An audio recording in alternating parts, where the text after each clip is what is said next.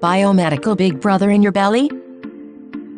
A newly approved digital drug, while helpful for some, is raising concerns about privacy and biomedical ethics. Recently, the Food and Drug Administration approved a new drug that comes with an ingestible sensor to help monitor patients' adherence to their prescriptions. There are a lot of positive possible outcomes for this kind of technology, but there also are concerns about how it could invade patients' privacy. Stuff they don't want you to know's Frederick and Bowlin talk the pros and cons of ingestibles in this podcast and whether this is the start of a biomedical Big Brother. The newly approved digital drug is a version of the antipsychotic medication Abilify. It contains a tiny sensor, the size of a grain of sand, in the capsule with the medication.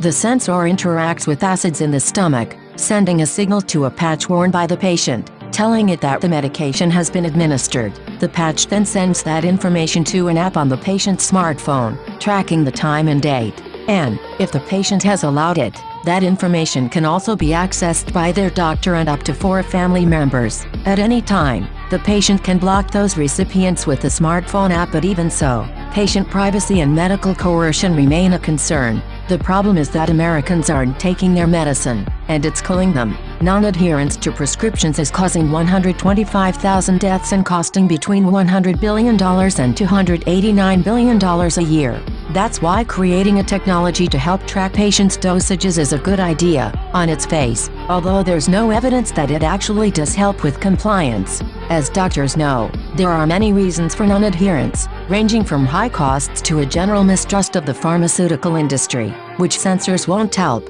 The main concern, however, is patient privacy. The data collection possibilities alone would cause plenty of companies to sit up and take notice. We might be used to every move we make on the internet being tracked and filed, but every breath we take, it could be the future. Could this become mandatory tech, rather than voluntary? Could we start seeing tiny sensors put in our food? Do the sensors themselves have any negative side effects? How could we possibly know for certain with such new technology? Find out the answers to all these questions and more with Matt and Ben as they ponder the future in this podcast.